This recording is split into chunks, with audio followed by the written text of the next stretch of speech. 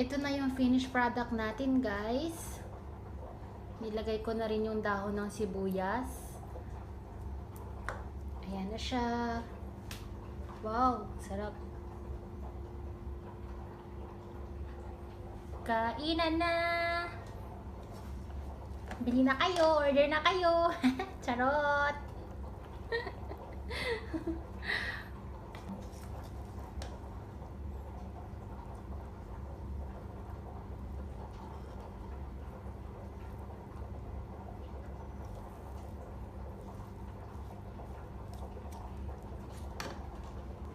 Ito yung mga sahog ko ng pansit.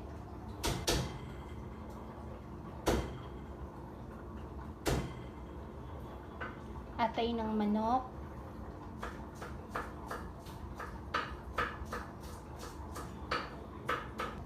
Manok, mga laman-laman. Pwede rin siyang buto para mas malasa. Pero yung nabili namin may laman. Repolyo.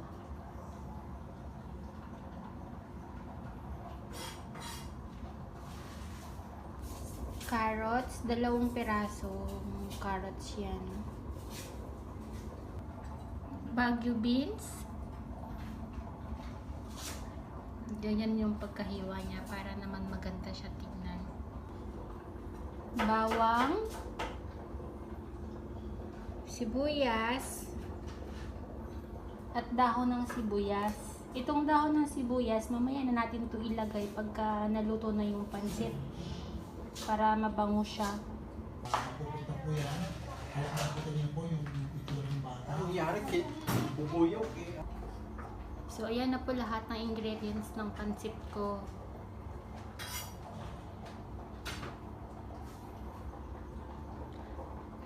Yan.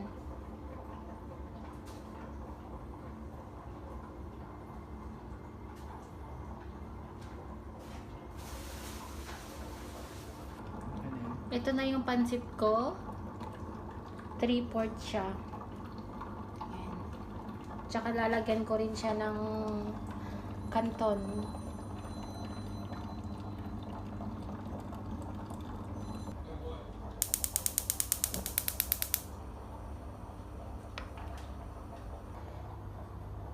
Magisa-gisa na po tayo. Lagyan natin ng olive oil ang ginagamit ko. Yan.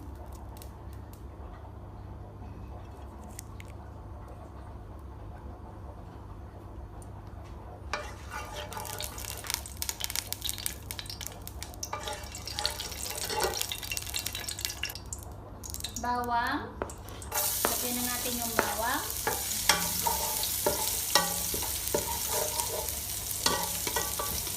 Brownin natin ng konti.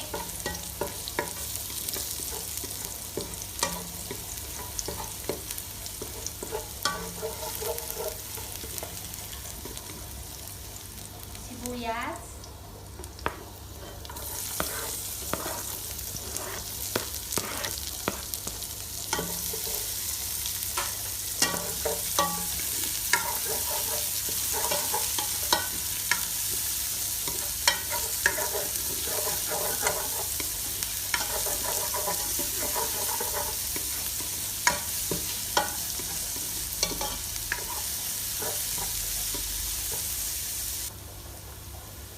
Igisa na rin natin yung manok.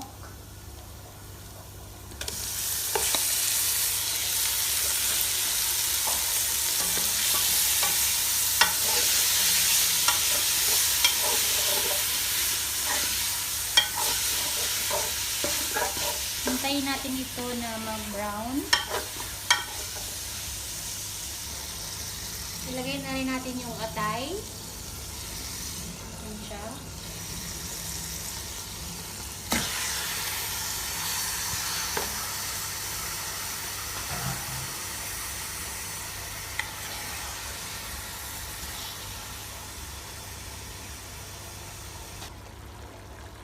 Ito na mga ka-berks, yung inadobo ko muna yung atay at saka yung manok para matanggal yung lasa niya.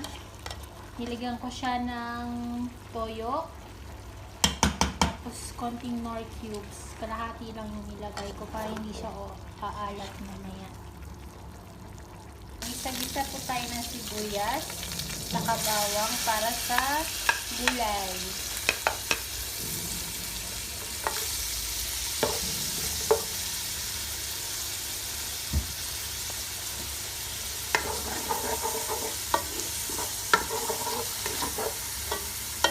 So, gisahin na rin natin yung carrots.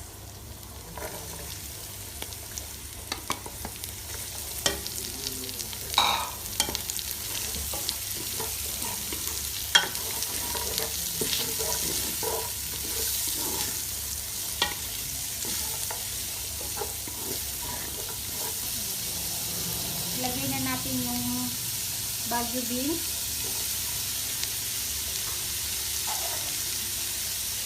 Tapos, halo-haloin natin. Ito na siya na. May ilaw. Ilagay na rin natin yung repolyo.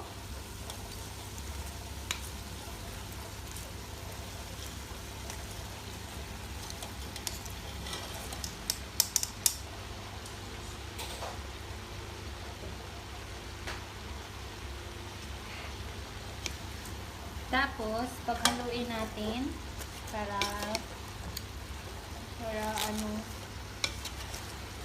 maluto.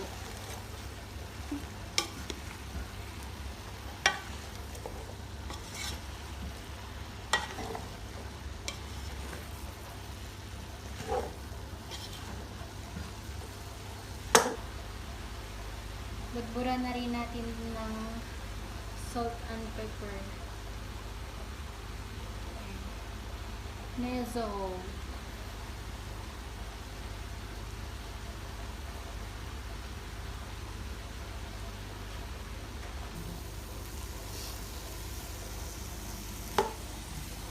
Nililipat ko yung gulay kasi baka ma-overcook. So, tanggalin ko muna siya. Lipat ko dito sa isang kaldero. Tapos, tira na ako ng konti. So, pwede na yan. Ayan, nilagyan ko siya ng tubig. Tapos, lagyan ko ng soy sauce.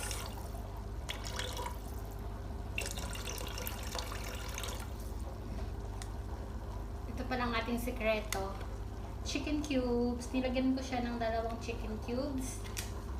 Tapos, nilagyan ko rin ng isang ginisa mix. Yan, kumulo na siya. Ilagay na natin itong UFC Canton noodles.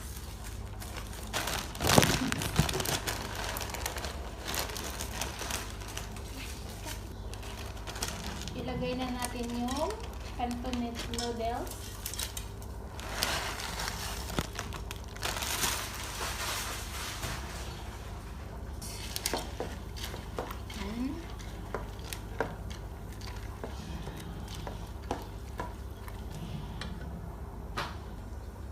Lagay na rin natin yung pansit.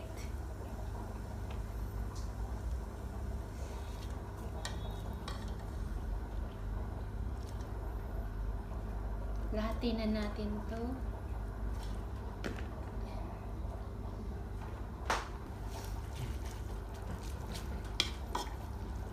Tapos i-mix natin. Hirap pa naman mag-mix. Pero mukhang okay na siya.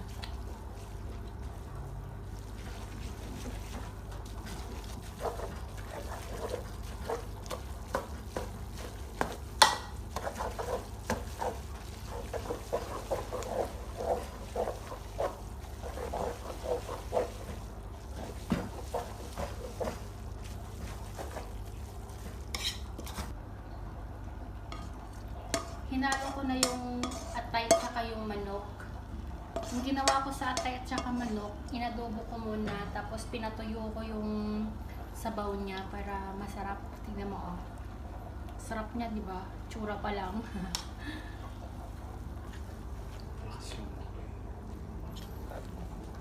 Yan na siya, malapit na. Mukha na siyang masarap. Good.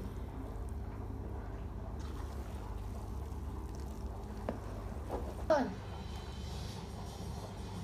Isasaling na natin yung gulay.